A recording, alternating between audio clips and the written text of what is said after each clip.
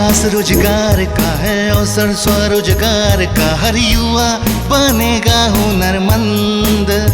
आगे बढ़ रहा है झारखंड, सुनहरे भविष्य का निर्माण हो रहा है। ऐतिहासिक नए दौर का उदय हो रहा है। नई सोच है, नई हवाएं, होंगी पूरी आशाएं। ये है नई दिशाएं, नई दिशाएं, ये है नई दिशाएं, नई दिशाएं।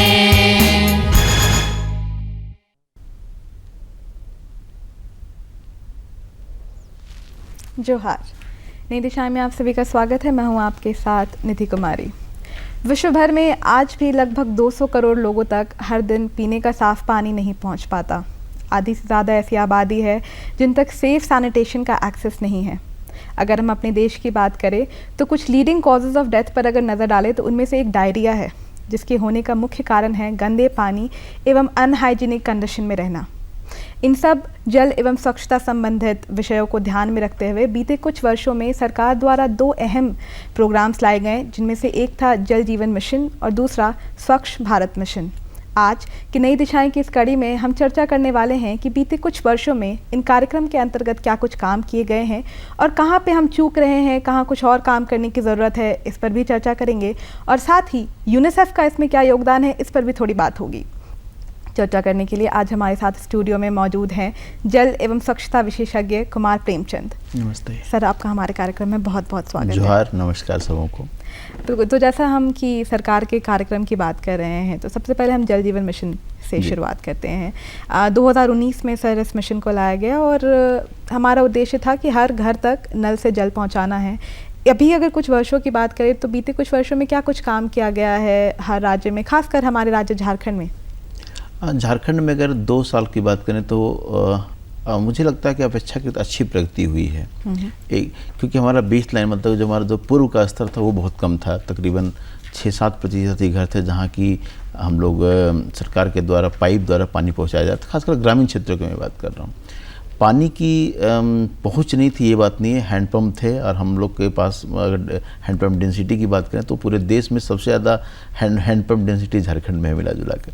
तो पानी था, लेकिन सरकार की योजना ये है कि हर घर तक, जिसको हम लोग बोलते हैं functional house hold tap connection, मतलब एक कार्यशील नल है उससे जल मिले, ये मिशन है। और 2024 तक हर घर में ये पानी पहुँचाना है। क्योंकि झारखंड ऐसा क्षेत्र है जहाँ पूर्व में इस तरह के कार्यक्रम बहुत ही सीमित हो पाए थे, कुछ गांव तक ही और कुछ पंचायतों तक ही ऐसा कार्यक्रम पूर्व में हो पाया था।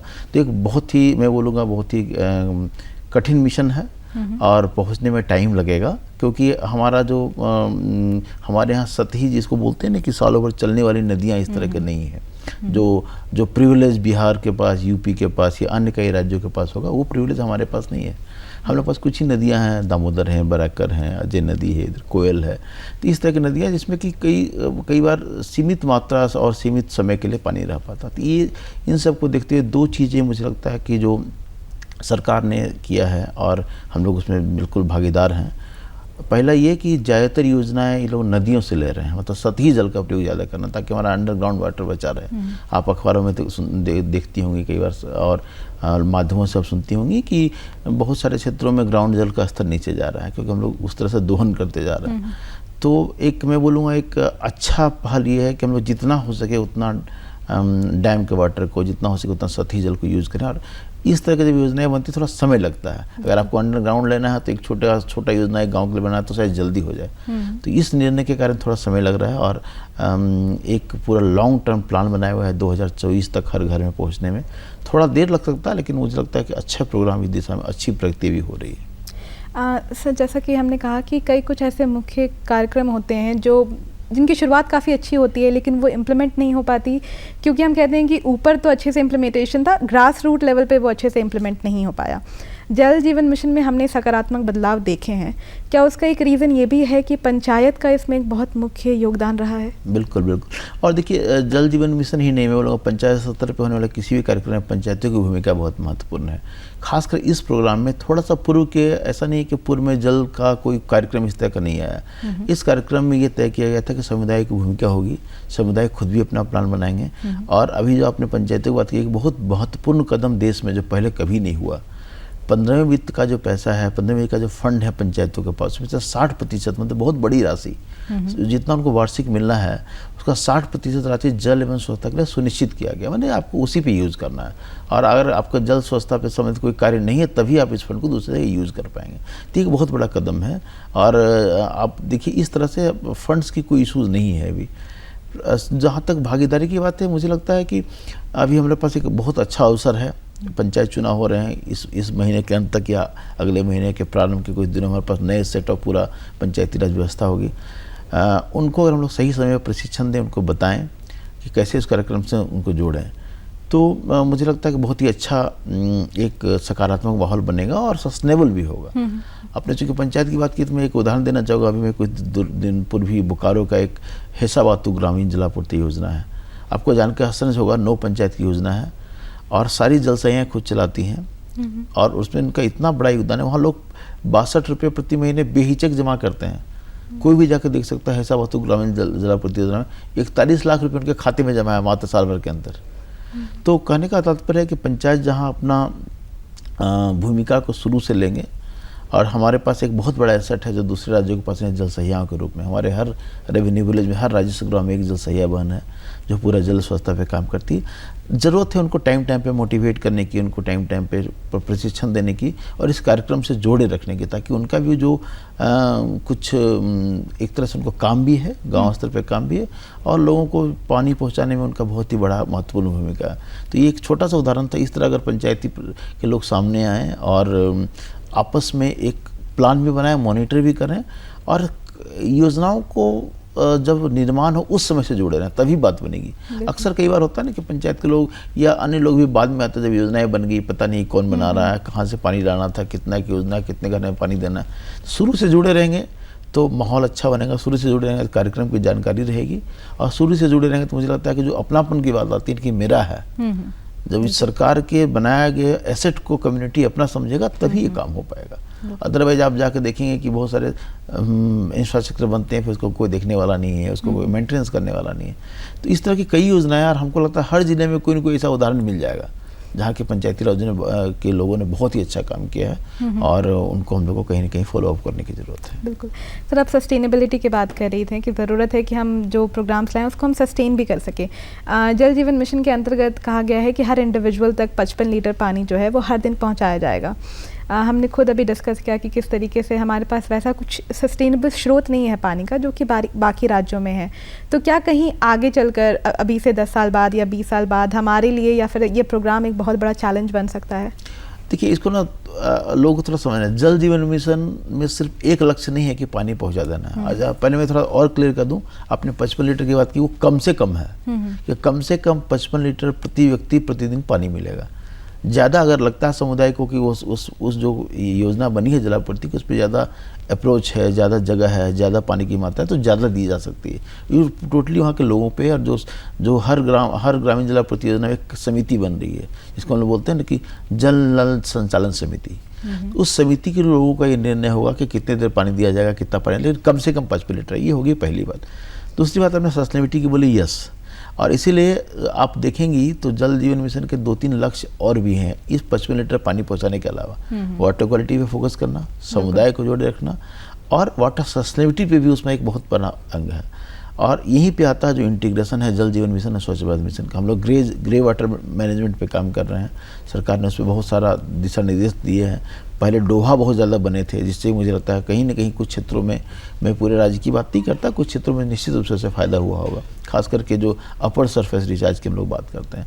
तो इसमें क्या है ना कि अभी योजनाओं में ऐसा रखा गया कि अगर कोई छोटी योजना बन रही है तो वहाँ निश्चित रूप से रेन वाटर हार्वेस्टिंग का प्रावधान किया जा रहा है। पहली बात ये। दूसरी बात ये है कि हम लोग को साथ साथ जहाँ हम लोग रिवर से ले रहे हैं, हम लोग अभी झारखंड सरकार के साथ हम लोगों ने सहयोग किया है, एक पूरी ऑपरेशन मेंटेनेंस की पॉलिसी बन रही है। हालांकि ये भी इसको थोड़ा क्रियान्वित होने में, अप्रूव होने में समय लगेगा, लेकिन जस्ट तो शेयर करने के लिए कि हम लोग वो थिंकिंग सरकार के पास पहले से है और यूनिसेफ इसमें उनको पूरी मदद हम लोग कर रहे हैं कि कैसे एक लॉन्ग टर्म के लिए सोच के बनाए। अच्छा ठीक है, योजना तो बन गई, चलेगी कैसे, इसमें लगातार रिचार्ज कैसे होगा। तो रिचार्जिंग एक बहुत बड़ा मुझे लगता है आने वाले दिनों में काम होने जा रहा है। और जो मैंने पहले भी कहा कि हम लोग के पास सबसे ज़्यादा हैंडपम्प है। आपके माध्यम से बताना चाहेंगे जो भी इस कार्यक्रम को सुनेंगे, और खास करके पंचायत प्रतिनिधि जल से ही बने, आपके क्षेत्र में स्कूलों में वाटर रिचार्ज के लिए, खासकर सोकपीट्स बनाने के लिए सोच के देखिए ना, अगर हर गांव में, हर घर में सोकपीट बन जाए तो जो पानी आपको नालियों पे दिखता है वो दिखेगा नहीं। खासकर जो किचन से पानी निकल रहा है, जो बाथरूम से पानी निकल रहा है, वो दिखेगा नहीं आपको। तो उससे कहीं ना कहीं एक जो दो फायदा हुआ, एक तो बाहर गंदगी नहीं दिखेगी, दूसरा कहीं ना कहीं सरफेस हम लोग का रिचार्ज होगा। एक मुद्दा ये है।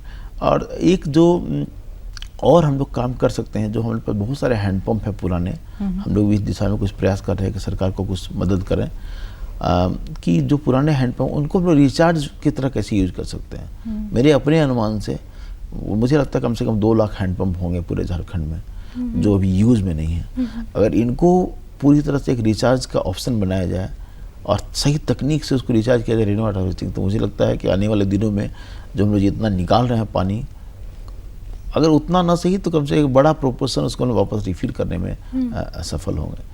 तो और ये जो पंचायतों के पास फंड्स हैं 15 वित्त आयोग का, इसमें उनको इन पर भी काम करना है, खाली पानी पहुंचाने का काम नहीं करना है, ग्रे वाटर मैनेजमेंट करना है, रेन वाटर हार्वेस्टिंग बनाना है। स्कूलों में, पंचायत भवन में सरकार का निर्देश भी है कि जितने सरकारी भवन हैं सब में रेन वाटर हार्वेस्टिंग की सुविधा हो। तो ये एक मुझे लगता है कि आने वाले दिनों में एक इंटीग्रेटेड वाटर रिसोर्स मैनेजमेंट पे हम लोग को काम करना पड़ेगा। और अभी से आपने सही कहा, इसको अभी से ही हम लोग को फोकस करना पड़ेगा। ये बाद में थोड़ा करना मुश्किल है, साथ साथ कार्यक्रम चलता रहे तो ज़्यादा अच्छा है। बिल्कुल। यहाँ पे सर हम जानना चाहेंगे कि यूनिसेफ का इसमें क्या कुछ मुख्य योगदान रहा है लोगों तक ये जो कार्यक्रम है वो पहुँचाने में और उनको जागरूक करने में? कि यूनिसेफ से हम लोग राज्य स्तर पे 2-3 तरह का कार्य कर रहे हैं। पहला कि जो सरकार ने लॉन्ग टर्म प्लान बनाई है कि 2024 तक एक आपको जान के आश्चर्य होगा कि एक गांव का टैगिंग किया हुआ है, इस गांव में कब योजना शुरू होगी, कब बनेगी, क्योंकि एक साथ सारी योजना नहीं ली जा सकती है। इतना बड़ा हम लोग के पास करीब 29,000 गाँव है लगभग, तो सब ये सारे गाँव में एक साथ कार्यक्रम नहीं शुरू हो सकता, उतने रिसोर्सेज भी नहीं है और उतने मुझे लगता है काम करने वाले लोग भी नहीं हैं जितना हम लोग को सामान चाहिए, सोलर का प्लेट चाहिए, इतना सबको एक साथ नहीं मिल पाएगा। तो फेज वाइज में लिया गया है ना। इस साल कम से कम इस वित्तीय वर्ष में अगर मुझे सही याद है तो करीब 15 लाख घरों को तक पानी पहुंचाने की बात हम लोग के इस साल की कार्य योजना में अप्रूव किया गया। इसी तरह अगले साल बाकी जो घर हैं उनको भी लेने का प्रावधान किया जाता है। एक लॉन्ग टर्म प्लान है, हम लोग उसमें मदद करते हैं उनको पूरी प्लानिंग में, उसकी पूरी मॉनिटरिंग सपोर्ट करने में। और कई ज़्यादा शिकायतें आए तो उसका ग्रीवांस सेल बना है, हम लोगों ने इसमें तकनीकी सहयोग किया, कैसे ग्रीवांस सेल एस्टेब्लिश हो, कैसे काम हो, कैसे उसका प्रॉपर मॉनिटरिंग हो। इसके अलावा एक जो बहुत बड़ा मुद्दा है क्षमता वर्धन का। आप सोच के देखिए, हम लोग के पास जब 6-7% घरों में पानी था या नल थे, तो उस समय हम लोग के पास प्लम्बर की संख्या, सोलर टेक्नीशियन की संख्या या पंप ऑपरेटर की संख्या कितनी की, बहुत कम लोगों की जरूरत थी। लेकिन जब ये एक साथ 29,000 गाँव में आएगा तो इतने पंप ऑपरेटर, इतने प्लम्बर, इतने कहाँ से आएंगे। तो झारखंड सरकार ने एक बहुत ही, मैं बोलूँगा, सराहनीय कदम पिछले वर्ष लिया था। और टूल रूम के साथ, जो झारखंड का गवर्नमेंट का टूल रूम है, उनके साथ इन्होंने प्रतिवर्ष 3,000 plumber, 3,000 solar operator, 3,000 pump operator को प्रशिक्षित करने का एक प्लान बनाया है। और पिछले साल मुझे लगता है कम से कम 4,000 लोग प्रशिक्षित हो पाए थे। कोविड के कारण बहुत ज़्यादा प्रशिक्षण नहीं हो पाए क्योंकि आवासीय प्रशिक्षण नहीं है। इससे काम भी मिलेगा और लोगों में जागरूकता ही बढ़ेगी और साथ साथ गांव स्तर पे संसाधन उपलब्ध होगा। बिल्कुल। तो हम लोग इसमें प्रयास कर रहे हैं कि हम लोग इसको कैसे मॉड्यूल बना के उनको दे सकें, कैसे प्रशिक्षण हो, कैसे उनको फिर टैगिंग किया जा सके। तीसरा जो महत्वपूर्ण मुद्दा जिसमें यूनिसेफ हम लोग सहयोग कर रहे हैं राज्य सरकार के साथ मिलकर, वो है पूरा सोशल बिहेवियर चेंज करने में। पानी तो आ जाएगा, आप भी गांव में जाके देखेंगी तो मुझे लगता है कि बहुत जगह हम लोग भी जाते हैं, कई बार देख के समझाते हैं लोगों को कि कैसे इसको ठीक किया जा सकता है। पानी का सही प्रयोग, उचित प्रयोग, समुचित मात्रा में प्रयोग और साथ साथ पानी का हम लोग बोलते हैं जुडिशियल यूज ऑफ वाटर, मतलब जितनी जरूरत है उतनी यूज़ करें, नल खोल कर न छोड़ें, कहीं टैप खराब है तो उसको ठीक कर लें। तो इस पर भी काम करने की ज़रूरत है। और हम लोग का जो प्रयास है यूनिसेफ का कि हमारे जितने NGO पार्टनर्स हैं, करीब अभी 9 ज़िलों में हैं, वो लोगों को जागरूक कर रहे हैं, लोगों को बता भी रहे हैं कि पानी, शुद्ध पानी किसको बोलते हैं। जो कई बार जो आंखों से दिखता है वो शुद्ध नहीं है, आप उसको कैसे घर में फिल्टर कर सकते हैं, कैसे सेफ हैंडलिंग, हम लोग बोलते हैं सेफ हैंडलिंग ऑफ वाटर, मतलब उंगली डाल के नहीं निकाला, सीधे हाथ से नहीं निकालना, ढक कर रखना है, थोड़ा ऊंचे स्थान पर रखिए, गंदगी नहीं जाए। तो ये सारा जिसको हम बोलते हैं कि कैसे एक सोशल बिहेवियर लोगों का चेंज करें, पानी के प्रति सोच कैसे लोगों का बदले, इस पे हम लोग का मुख्य काम है। और इसमें जल सहिया बहनों को हम लोग को प्रशिक्षित करना, उनके द्वारा लोग जागरूक करना, हम लोग बोलते हैं जल चौपाल लगाना, संध्या हम लोग बैठते हैं, उस पर बात करते हैं कि अच्छा ठीक है हमारे यहाँ पानी तो आ गया, अब क्या करना है, कैसे ये चलेगा। तो ये 3 मुद्दे हैं, 3 हैं जिनको, और जिसमें कि हम लोग को हम लोग राज्य सरकार को सहयोग कर रहे हैं। एक पंचायत के प्रतिनिधि आ जाएंगे तो हम लोग का एक मुख्य काम होगा इन लोग का प्रशिक्षण करना, इन लोग तक सही जानकारी देना कि क्या प्रावधान है, कैसे मॉनिटरिंग करना है, कैसे फंड का सदुपयोग करना है, और साथ साथ कैसे इसको सस्टेन करना है। तो ये 4 मेरे ख्याल से यूनिसेफ का अभी जो वर्तमान में कार्य है जल को लेकर यही है। हम सर बिहेवियरल चेंज की बात कर रहे थे, उसमें अगर हम स्वच्छ भारत मिशन की बात करते हैं तो झारखंड भी ऐसा राज्य है जिसको फ्री डेफिकेशन जोन बता दिया गया, ओपन डेफिकेशन फ्री बता दिया गया।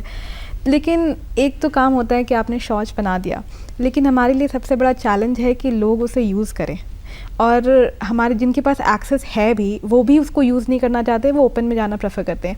ये जो एक मानसिकता है ना, इससे कैसे थोड़ा बाहर निकला जा सकता है, क्योंकि प्रोग्राम्स उस लेवल तक काम नहीं कर पाएंगे अगर लोगों में वो जागरूकता नहीं रही या फिर लोग उसको अपनाएं ना। आपका कहना जायज़ है, और मुझे लगता है मेरी सोच यहाँ थोड़ी सी अलग है। ठीक है, समस्याएं हैं क्योंकि लोगों को बरसों से खुले में शौच जाने की आदत थी, और ये टाइम लगता है कई सारी चीज़ों को ठीक करने में, है ना। तो मेरा खुद का, जब से मैं इस कार्यक्रम से जुड़ा, मेरा खुद का एक रहा है प्रयास की लोगों को जागरूक भी करें, बताएं भी, और साथ अच्छी क्वालिटी का एक यूज़ करें, इलेक्ट्रोलाइट उनको मिले। कुछ जिलों में बहुत अच्छा कार्यक्रम हुआ, है ना। और सिमडेगा जैसा जिला, मुझे अगर एक उदाहरण देना हो तो एक हम लोग के आदिवासी बाहुल्य जिला है, इतना बढ़िया काम वहाँ के लोगों ने किया, वहाँ के पंचायत प्रतिनिधि ने किया, वहाँ के जल सहियाओं ने किया, रानी मिस्त्रियों ने किया, जो महिलाएं मिस्त्री हम लोग के साथ जुड़ी थी, हम लोग उनको रानी मिस्त्री बोलते हैं। और अभी जो NFHS के आंकड़े आए हैं तो ग्रामीण क्षेत्रों में आप देखेंगे तो एक बहुत अच्छी प्रगति सिमडेगा में देखिए, लगभग 3/4 घर में शौचालय है, लोग प्रयोग कर रहे हैं। क्यों हुआ ये समझने की ज़रूरत है। तो लोगों ने धीरे धीरे उनको, लोगों को जागरूक करने के लिए बहुत सारे लोग आए, और ये टाइम लगा, उनको हर जगह एक्सेस रोकने टोकने का कार्यक्रम चला, जल संयम की भूमिका रही। तो अभी कहीं कहीं गैप है कुछ जिलों में, जो अगर मैं NFHS के आंकड़ों को देखूँ तो चाईबासा, खास करके पाकुड़, दुमका, ऐसे ज़िले हैं जहाँ की बहुत ज़्यादा गैप है। और हम लोग चर्चा भी कर रहे हैं, हम लोगों ने एक टेक्निकल नोट भी बना कर दिया है कि इन जिलों में कैसे हम लोग कार्यक्रम को और बढ़ा सकते हैं, कैसे ठीक कर। तो कार्यक्रम बंद नहीं हुआ स्वच्छ भारत मिशन, जो 12,000 रुपये एक तरह से प्रोत्साहन राशि मिल रही थी। मैं दोबारा बोलूँगा, जो लोग जान रहे हैं, कई बार हम लोग गलती कर बैठते हैं कि 12,000 रुपये की राशि कंस्ट्रक्शन की राशि नहीं है, ये प्रोत्साहन की राशि है कि आपने एक खुले में शौच का आदत बदला, आपने एक शौचालय बनाया, तो सरकार की तरफ से एक मदद समझ लीजिए इसको। यही एक गलती है जो कई हम लोग समझ लेते हैं कि 12,000 रुपये, क्योंकि आज की तारीख में 2-3 साल में जो कार्यक्रम शुरू हुआ था 2014 में, तब का कई चीज़ों का दर और 2022 में कई चीज़ों के दर बहुत परिवर्तन है। तो 12,000 रुपये में शायद उसमें शौचालय बन जा रहा हो, अभी और मुश्किल कार्यक्रम है। मैंने उस समय भी कहा था, आज भी कहता हूँ, एक प्रोत्साहित करने के लिए प्रोग्राम है कि 12,000 रुपये आपको मिल रहा है। तो अभी भी योजना है, जिनका घर छूट गया हो, जिनका घर में किसी कारण से पूर्व में शौचालय नहीं बन पाया हो, बंटवारे हो गए हों, घर में नए घर बन गए हों, तो अभी भी वो योजना अभी भी है, और वो अपना संबंधित जिले कार्यपालक अभियंता से मिलकर उनको आग्रह कर सकते हैं, उनको एप्लीकेशन दे सकते हैं, और अगर वो एलिजिबल कैटेगरी में आते हैं तो उनको पैसे मिलेंगे। जहाँ तक फोकस करने की बात है, मुझे लगता है कि बहुत ज़्यादा भूमिका पंचायत प्रतिनिधियों की है, क्योंकि आप चाहेंगे तभी आपके यहाँ परिवर्तन आएगा। और चूँकि अब कुछ घर बच गए हैं, कुछ जिलों में कहीं 15% होंगे, कहीं 20% होगा, कहीं ज़्यादा भी होगा, तो उसको यहाँ से शायद एक घर को इंगित कर पाना संभव ना हो, जो काम पंचायत प्रतिनिधियों के जल सेवाओं के लिए आराम से किया जा सकता है। कई शौचालय हो सकता है 7-8 सालों में टूट गए होंगे, उसको रेट्रोफिटिंग करने की ज़रूरत है। तो उसमें जो हमारे पूर्व के मिस्त्री थे, हमारे रानी मिस्त्री बहनें थी, उसको आराम से उसको रेट्रोफिट, थोड़े से काम से उसको ठीक किया जा सकता है।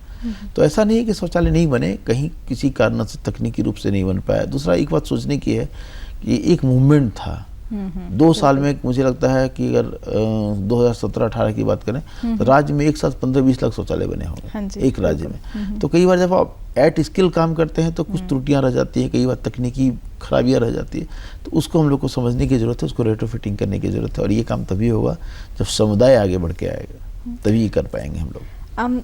अभी आपसे बात कर रहे थे जो जल सहिया है या फिर जो रानी मिस्त्री है, तो कहीं ना कहीं ये भी एक बात निकल कर आ रही है कि महिलाओं का इन सब प्रोग्राम्स को इम्प्लीमेंट करने में एक बहुत ही महत्वपूर्ण योगदान रहा है। तो किस तरीके से हर जगह महिलाएं एक महत्वपूर्ण रोल निभा रही हैं अभी के वक्त में? देखिए, मेरे अपने समझ से जितना मैंने झारखंड घूमा, और मैं 24 जिले गया हूँ, 153 ब्लॉक मैंने विजिट किए पूरे स्वच्छ भारत में 8 वर्षों में। मेरे अपने समझ कार्यक्रम वहाँ सबसे बढ़िया हुआ जहाँ महिलाओं ने भूमिका निभाई। जहाँ रानी मिस्त्री में जहाँ महिला मुखिया थी, मुझे बोलने में कोई गुरेज नहीं है, जहाँ महिला मुखिया थी वहाँ आप जाकर देखें, आपको शौचालय का क्वालिटी अच्छा मिलेगा, प्रयोग अच्छा मिलेगा। तो उनकी भूमिका बिल्कुल पहले भी बहुत ही इम्पोर्टेंट था, आज भी उतना ही इम्पोर्टेंट है। और अभी हम लोग प्रयास कर रहे हैं कि जो रानी मिस्त्री शौचालय बनाए उनको हम लोगों ने एक तरह से ऊपर रेजा का काम करते थे, मिस्त्री है खुद, है ना, और इसको बहुत ख्याति मिला अंतर्राष्ट्रीय स्तर पे। हम लोग प्रयास कर रहे हैं उसको भी कैसे हम लोग प्लम्बिंग का ट्रेनिंग दे सकें, कैसे उसको हम लोग उनमें से कुछ अगर काम करने लायक हैं जिनको लगता है कि वो सीख सकती हैं, सोलर टेक्नीशियन बन जाए, पंप ऑपरेटर बन जाए, ताकि उनको काम भी मिलता रहे। और इससे क्या हुआ, एक सतत कुछ ना कुछ काम होता रहेगा, तो उनकी भूमिका है। और जो हमारे साथ खासकर जो जैसलमेर की एसएसजी की दीदी बहुत सारी जुड़ी थी, खासकर जागरूकता में और शौचालय बनाने, 5 लाख शौचालय मेरे अपने अनुमान से एसएसजी की दीदी ने बनाया। तो आप उनको जाकर देखेंगे कई जिलों में, तो आपको लगेगा कि नहीं, वो गिरिडीह में देखिए, सिमडेगा में देखिए, है ना, रांची के कई क्षेत्रों में है। तो उन लोगों ने अच्छा काम किया और मुझे लगता है कि वो ज़्यादा सस्टेनेबल भी है, क्योंकि उनको लग रहा है कि मेरी ज़रूरत की चीज़ है, हकीकत ये है। हाँ, हमारे अंदर सर एक टेंडेंसी होती है ना कि अगर कुछ समस्या है तो हम सीधा कहते हैं कि सरकार में उतना काम नहीं हो रहा है। वाटर की जब हम बात करते हैं तो एक बहुत बड़ी चुनौती है कि हम वेस्ट कर देते हैं बहुत सारा वाटर। कॉन्शियसली तो करते हैं, कई बार अनकॉन्शियसली पानी बहुत ज़्यादा वेस्ट कर देते हैं। सैनिटेशन का भी एक बहुत बड़ा इशू है कि ऐसा नहीं है, जब एक्सेस है भी तो हम उसको प्रॉपर तरीके से नहीं यूज़ कर पाते। कितने लोगों को ही पता होगा कि हाथ धोने का प्रॉपर प्रोसीजर क्या होता है, इवन इफ अगर आपके पास एक्सेस है। तो लोगों में जागरूकता अभी फैलानी कितनी ज़रूरी हो गई है और लोगों को खुद सेल्फ अवेयर होना कितना इंपॉर्टेंट हो गया है? देखिए, मैं एक मुद्दे पे जरूर कहीं मिस हो गया था पहले की चर्चा में, हैंड वॉशिंग, जो हाथ धोने की आपने बात कही ना। और कोविड के दौरान अगर एक मैसेज गांव तक, घर घर तक पहुंचा है तो वो है हाथ की सफाई। आपने देखे, और मुझे लगता है बहुत इससे बढ़िया एक, कई बोलते हैं ना कि ब्लेसिंग इन डिस्गाइज, एक आपातकाल में एक मैसेज किसी तरह लोगों तक पहुंचा है। हाथ धोने से बहुत सारी बीमारियों को कम किया जा सकता है। और ख़ासकर जो क्रिटिकल टाइम लोग बोलते हैं, खाना देने से पहले, शौच से आने के बाद, बच्चों को स्तनपान कराने से पहले, अगर उस टाइम में साबुन से हाथ धोया जाए, हाथ धोना और साबुन से हाथ धोना एकदम डिफरेंट बातें हैं, है ना। तो उसमें अगर साबुन से हाथ धोया जाए तो 1/3 जो बीमारियाँ, जो जल जनित बीमारियाँ, जो स्वच्छता संबंधी बीमारी, उनको निश्चित रूप से कम किया जा सकता है। तो ये एक ऐसा, मुझे लगता है कि कोविड के दौरान बहुत ज़्यादा ये मैसेज गया। अब लोग थोड़े से कहीं ना कहीं इस पे ढीले पड़ रहा है। इसको सस्टेन करने की जरूरत है। और मुझे अगर मैंने एक आंकड़ा मैं आपको कोट करना चाहूँगा जो NSSO ने सर्वे किया था 2018 में, और मुझे देख के आश्चर्य लगा कि झारखंड में करीब आधे लोग हैं जो खाने के पहले साबुन से हाथ नहीं धोते। करीब 43% के आसपास लोग हैं जो शौच जाने के बाद हाथ तो धोते हैं लेकिन साबुन से नहीं धोते।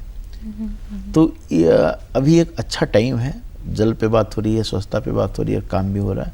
तो हमारे पास एक 29,000 जल सहियाओं की अच्छी खासी, मैं बोलूँगा, सेना उपलब्ध है। उनके द्वारा हम लोग हर घर तक पहुँचे और ये मैसेज दें कि नहीं, साबुन से हाथ धोना यूनिवर्सल बना दें इसको।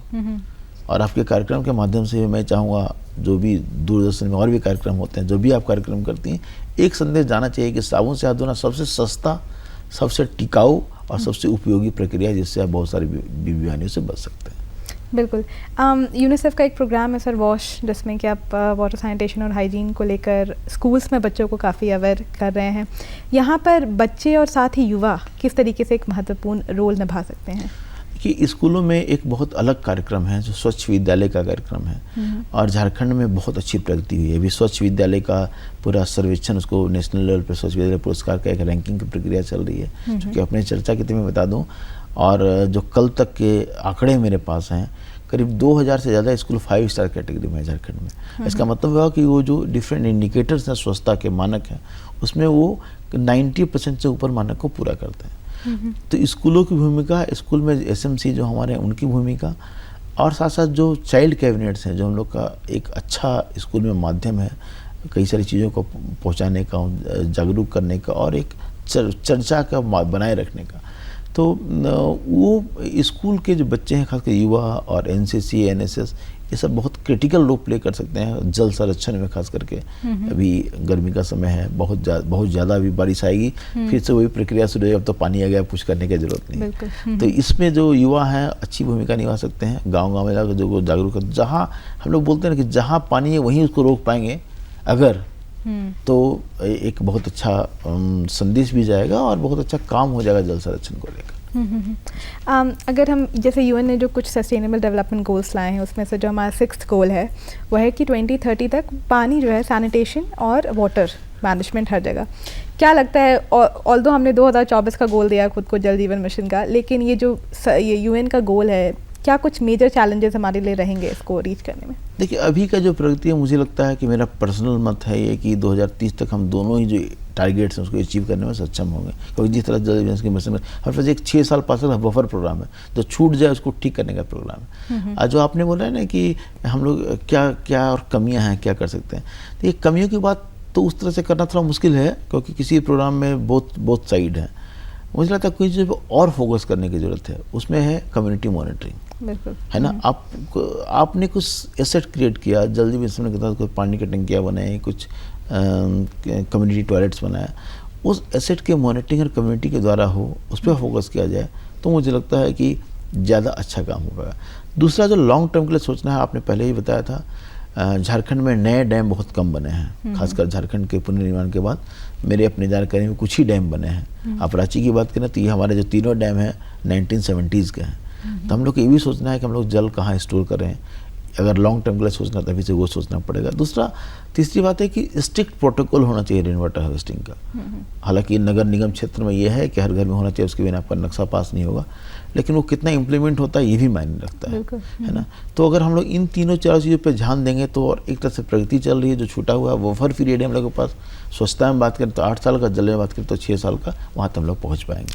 बिल्कुल, 2-3 बहुत ही मुख्य पॉइंट्स आपने बताए, किस तरीके से हर लोगों को कम्युनिटी में जुड़ने की ज़रूरत है। हार्वेस्टिंग अभी हमारे लिए बहुत ज़रूरी हो गया है कि हम रेन वाटर हार्वेस्टिंग करें, और ये सोचना कि ये किसी और की रिस्पॉन्सिबिलिटी है, उससे ज़्यादा ज़रूरी है कि हम खुद की जो रिस्पॉन्सिबिलिटीज़ है उसको समझें और उसको अपनाएं। सर, आप हमारे कार्यक्रम में आए और स्वच्छता संबंधित और जल संबंधित जो जानकारी आपने हमारे दर्शकों को दी, उसके लिए बहुत बहुत शुक्रिया। इसके साथ हमें भी दीजिए इजाज़त। नमस्कार।